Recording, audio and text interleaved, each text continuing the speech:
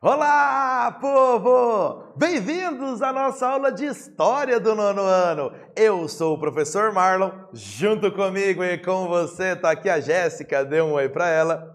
E vamos juntos para nossa aula de História para você aprender muito sobre a história do Brasil no século XX. Mas, para isso, você deve ter lápis, caderno, caneta à mão, anotar as informações importantes dessa aula para continuar estudando. Combinado? E o que nós vamos estudar nessa aula?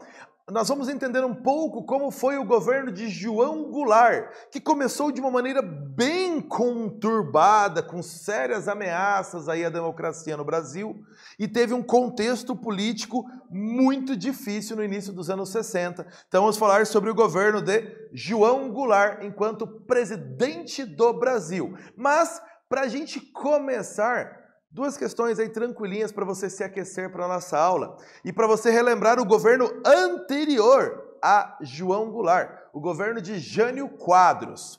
Você lembra qual foi o símbolo da campanha presidencial do Jânio Quadros? Ele usava um objeto ali como símbolo da sua campanha. Lembra qual foi? E você lembra como foi caracterizado o curto governo de Jânio Quadros? O que marcou este governo dele, que durou aí cerca de 7 meses apenas, até a sua renúncia? O símbolo você lembra muito fácil. O símbolo da campanha dele foi a vassoura. Ele prometia varrer a corrupção do Brasil. Então ele sempre andava com uma vassoura na mão. O seu curto governo foi marcado por medidas polêmicas aí não muito populares, que acabaram levando muito à perda de prestígio dele, à perda de apoio político, levando à sua renúncia 7 meses depois de assumir o governo. Então muitas medidas polêmicas, muitas ações polêmicas de Jânio Quadros. O presidente do Brasil eleito renunciou em 1961. Como ficou o cenário político do Brasil daí em diante? É isso que nós vamos conversar nesta aula. E para a gente conversar sobre isso nessa aula, um assunto que vai aparecer durante a aula: parlamentarismo. Você sabe o que é isso? Que sistema político é esse de parlamentarismo? Já ouviu falar? Nos anos 1960, mais especificamente entre 1961 e 1963, o Brasil teve um sistema parlamentarista de governo. Adiantando um pouquinho, é quando existe o presidente, mas ele não governa. O presidente é o chefe de Estado, ou seja, o representante do país. Porém, o chefe de governo é o chamado primeiro-ministro, que é escolhido pelos deputados, senadores, pelo Congresso, ou seja, pelo parlamento. Então é alguém que tem ali relação mais direta com o parlamento. Então existe o presidente daí e o primeiro-ministro, cada um ocupando uma função diferente. Esse é o sistema parlamentarista. Continuando, o voto e o voto universal, ou seja, um direito de todos, independentemente de renda, classe, escolaridade, gênero. Esse voto universal para todos realmente só foi conquistado no Brasil após a Constituição de 1988. Na década de 1960, movimentos sociais defenderam esse voto universal, mas também havia muitas pessoas contrárias a esse voto universal. Conhecer essa luta pelo voto de todos é muito importante para que nós possamos valorizar o nosso direito de votar, que hoje é universal para todas as pessoas, independentemente de classe, renda, gênero, nada. O voto é universal. Temos que valorizar esse direito que nós todos temos acesso no Brasil. Falando sobre o governo Jânio Quadros, o Jânio Quadros renunciou.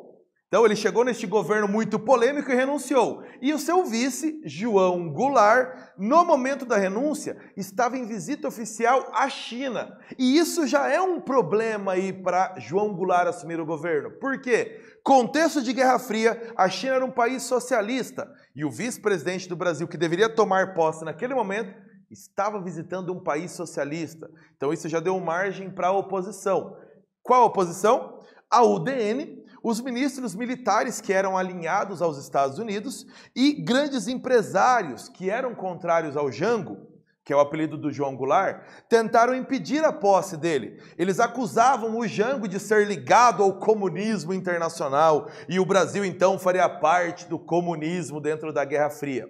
Lembrando a informação, a China era governada por Mao Tse-tung desde 1949 e era um país socialista e muito ligado à União Soviética. Líderes de movimentos sindicais, movimentos estudantis e alguns governadores, como o governador do Rio Grande do Sul, Leonel Brizola, passaram a defender a posse de João Goulart como presidente do Brasil. E eles eram chamados então de legalistas, porque defendiam a lei que dizia que o vice-presidente deveria assumir o governo. Então houve aí até uma ameaça de guerra civil no Brasil no período. O presidente do Brasil deveria voltar, o vice-presidente, e já assumir o cargo de presidente. Mas havia disputa. Mas o Brasil se tornará um país socialista? Não. Então, esse cenário aí de lutas marcou o início do governo João Goulart. Exercício para você. Observe a capa do jornal O Globo de 28 de agosto de 1961. Este contexto entre a renúncia de Jânio Quadros e a posse de João Goulart. Estamos na encruzilhada. Democracia ou comunismo? E mostra então que a ideia de que a posse de João Goulart no Brasil poderia nos levar ao comunismo, aí ser alinhados à China, à União Soviética, na Guerra Fria. Quais elementos marcaram esse impasse para a posse do João Goulart em 1961, logo depois da renúncia do Jânio Quadros? Como que ficou marcado esse impasse?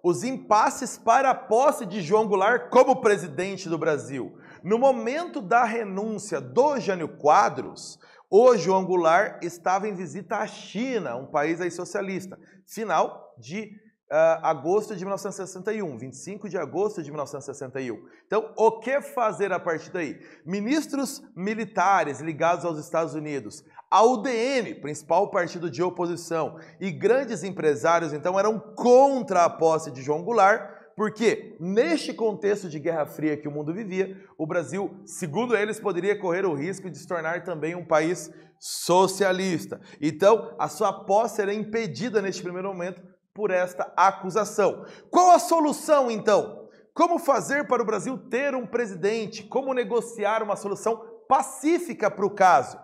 A solução foi a adoção no Brasil do parlamentarismo. Como se deu isso?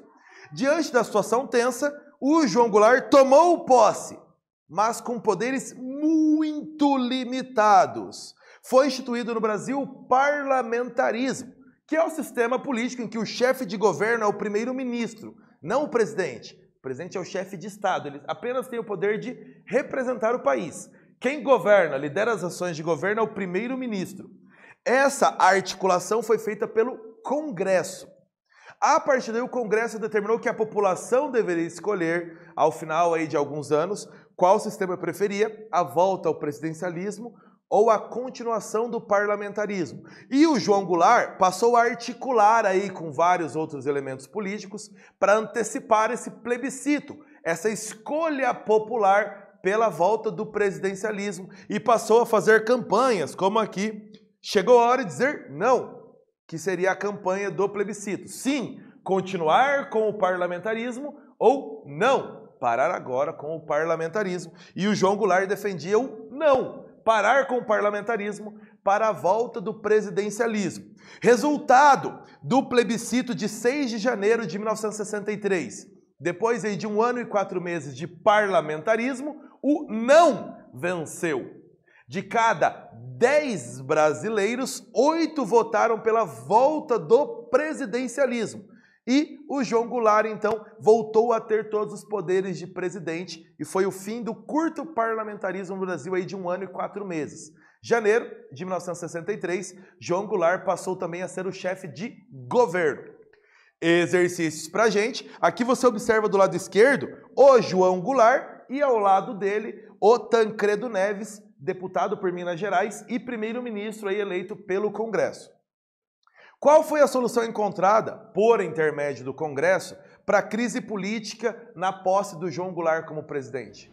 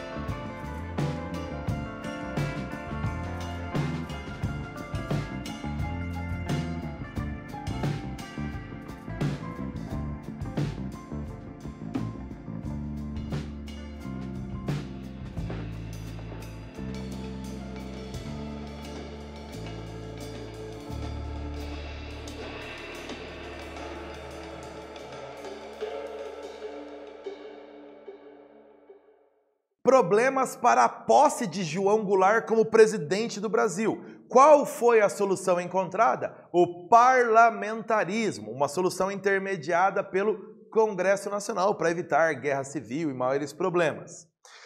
O presidente tem menos poderes políticos no parlamentarismo. Ele é o chefe de Estado, mas não é o chefe de governo.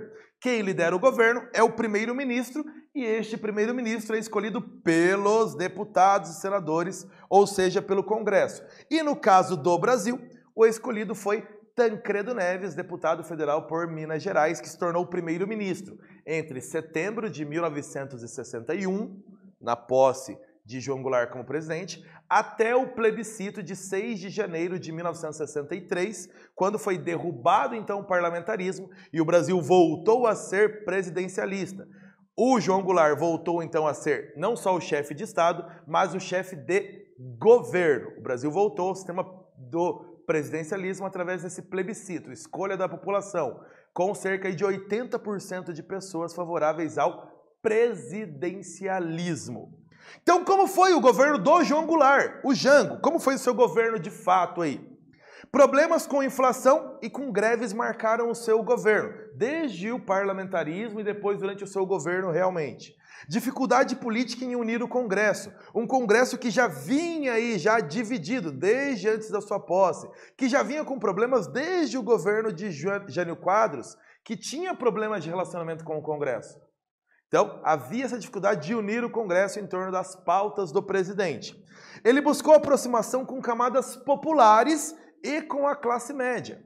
Então, ele tentou se apoiar nesses trabalhadores, na classe média ali, justificando que estava brigando contra setores fortes do empresariado.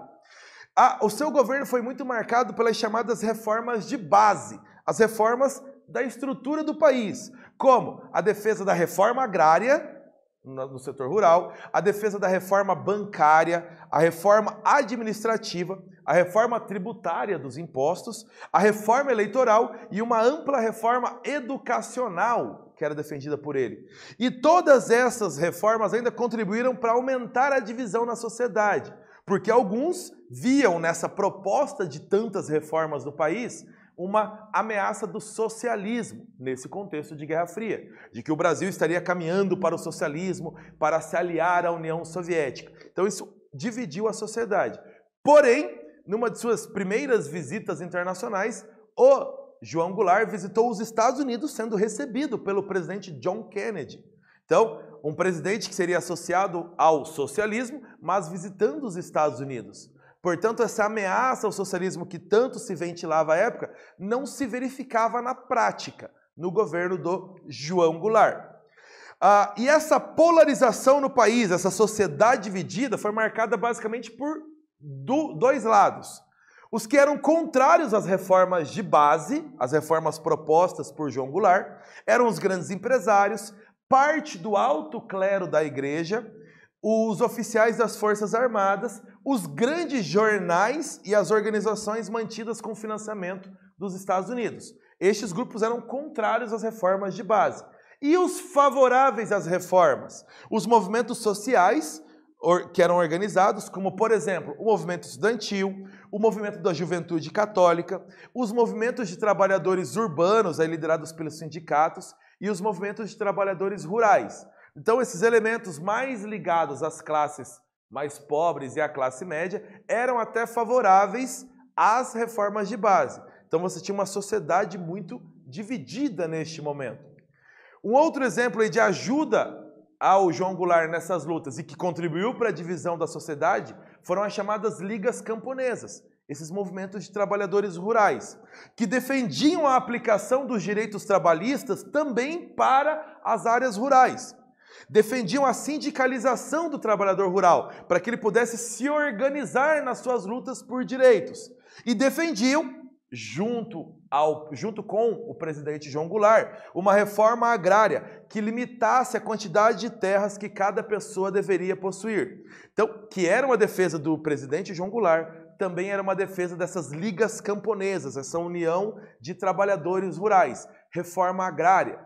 Então, eles defendiam não ser possível uma única pessoa possuir tantas terras no Brasil. Então, defendiam uma lei que limitasse a posse de terras no Brasil para que mais pessoas tivessem acesso à terra.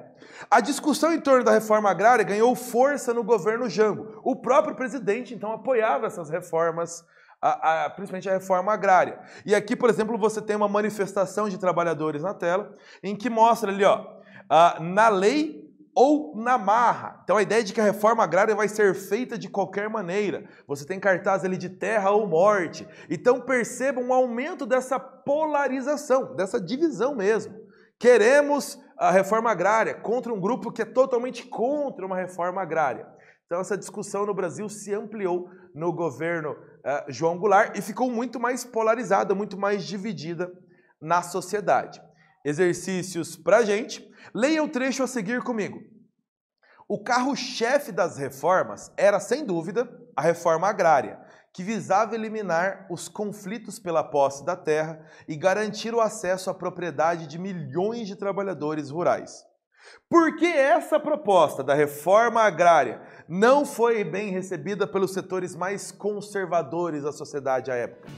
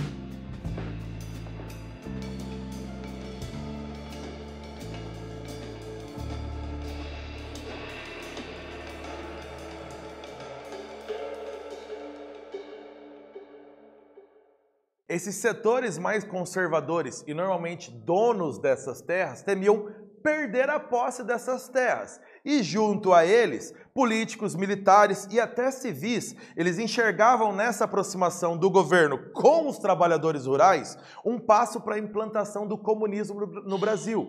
A ideia de que dividir a posse das terras com os trabalhadores rurais, limitar a posse da terra, era um passo para implantar o comunismo no Brasil e o Brasil se aliar de vez à União Soviética. Então eles viam nas reformas de base e principalmente na reforma agrária uma ameaça aí ao Brasil, à democracia no Brasil e que o governo João Goulart estaria defendendo essa implantação do comunismo no Brasil.